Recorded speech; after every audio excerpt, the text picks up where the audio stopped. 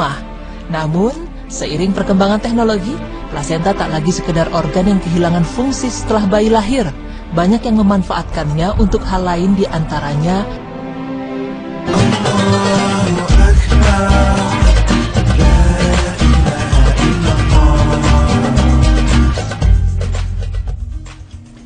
Assalamualaikum warahmatullahi wabarakatuh. Alhamdulillah. Pemirsa, apa kabar? Semoga Allah Ta'ala selalu menjaga dan melindungi kita semua. Alhamdulillah, kembali lagi bersama kami berdua. Saya Teguh Wisnu, saya Shirin Sungkar. Di acara yang insya Allah bermanfaat, Berita Islami Siang. Baik, Alhamdulillah hari ini kita ada beberapa pembahasannya untuk pemirsa Berita Islami Siang. Dan Alhamdulillah hari ini Allah memberikan kita nikmat sehat dan waktu luang sehingga kita bisa belajar bersama-sama di sini.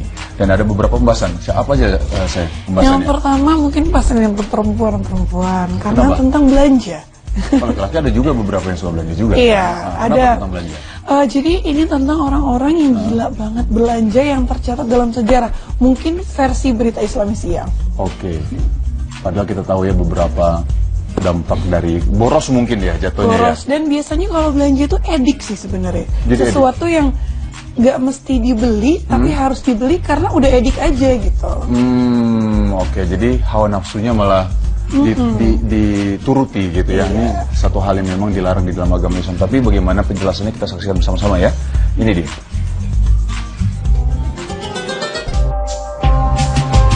manusia gila belanja paling spektakuler dalam sejarah. Bagi sebagian besar wanita, belanja merupakan suatu kewajiban yang tidak bisa dilepaskan dari kehidupan sehari-hari. Mulai dari berbelanja untuk memenuhi kebutuhan pokok, sampai berbelanja untuk hal yang tidak terlalu dibutuhkan sekalipun. Dan kali ini, ada beberapa manusia gila belanja paling spektakuler dalam sejarah. Di antaranya adalah Imelda Marcos. Tidak ada yang boleh melupakan istri dari diktator Filipina ini bila bicara soal belanja.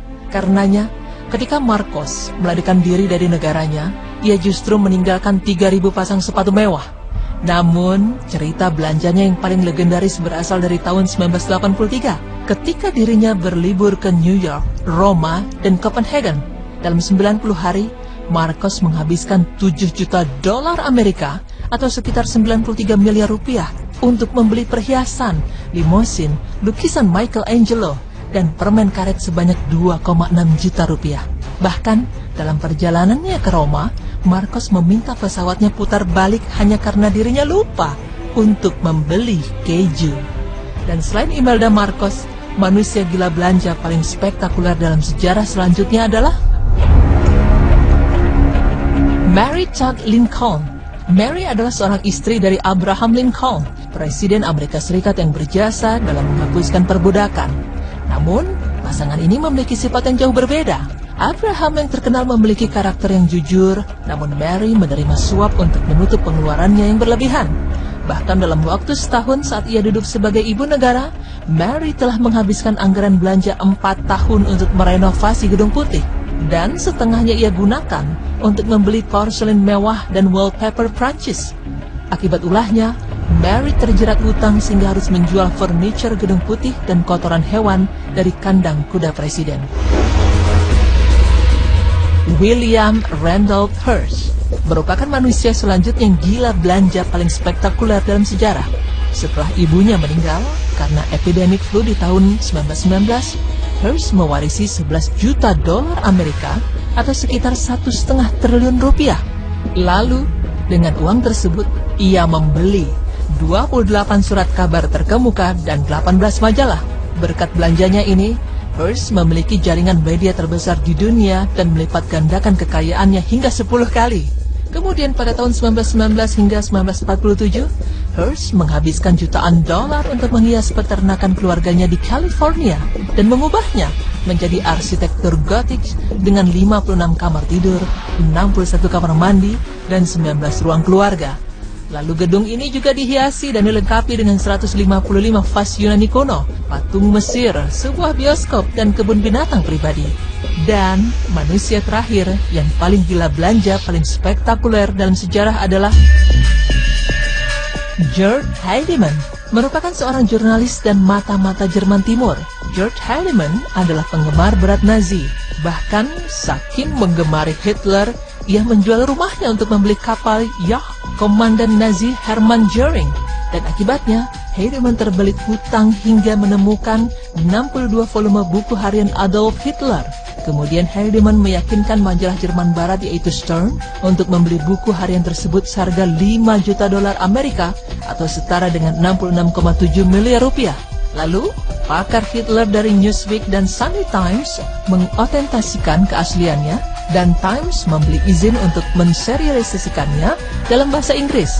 Dan dalam beberapa hari, buku harian tersebut terbukti palsu dan Heidemann ditangkap setelah menghabiskan hampir 1/5 uangnya untuk membeli 2 villa di Spanyol, 2 mobil sport, perhiasan, dan memorabilia Perang Dunia Kedua. Pemirsa beriman, dapat kita lihat dari kasus-kasus tersebut, sesungguhnya segala perbuatan yang manusia tersebut lakukan merupakan hal yang dilarang di dalam agama Islam, karena termasuk ke dalam perbuatan yang boros dan bermegah-megahan. Dan di dalam Islam, dikatakan bahwa jika seseorang terbiasa dengan berbuat boros, maka ia dapat menjadi buta terhadap orang-orang yang membutuhkan di sekitarnya. Dan jika semua orang menjadi boros, maka suatu bangsa bisa rusak atau hancur. Sebagaimana Allah Subhanahu wa Ta'ala berfirman yang artinya, dan berikanlah kepada keluarga-keluarga yang dekat akan haknya, kepada orang miskin dan orang yang dalam perjalanan, dan janganlah kamu menghambur-hamburkan hartamu secara boros. Sesungguhnya pemboros-pemboros itu adalah saudara-saudara setan, dan setan itu adalah sangat ingkar kepada Tuhannya. Quran Surah Al-Isra ayat 26 hingga 27. Maka, sebagai seorang muslim, jika kita tidak ingin dikatakan meniru sifat syaitan, alangkah baiknya jika kita menjauhi sifat boros dan melakukan sifat hemat. Karena hemat tidak berarti kikir, hemat adalah pola hidup yang terencana. Pemirsa beriman, demikianlah pemaparan mengenai manusia gila belanja paling spektakuler dalam sejarah. Semoga dengan paparan tadi dapat menyadarkan kita semua untuk selalu menjauhi perbuatan boros dan bermegah-megahan. Amin. Spektakuler dalam sejarah. Semoga dengan paparan tadi dapat menyadarkan kita semua untuk selalu menjauhi perbuatan boros dan bermegah-megahan. Amin.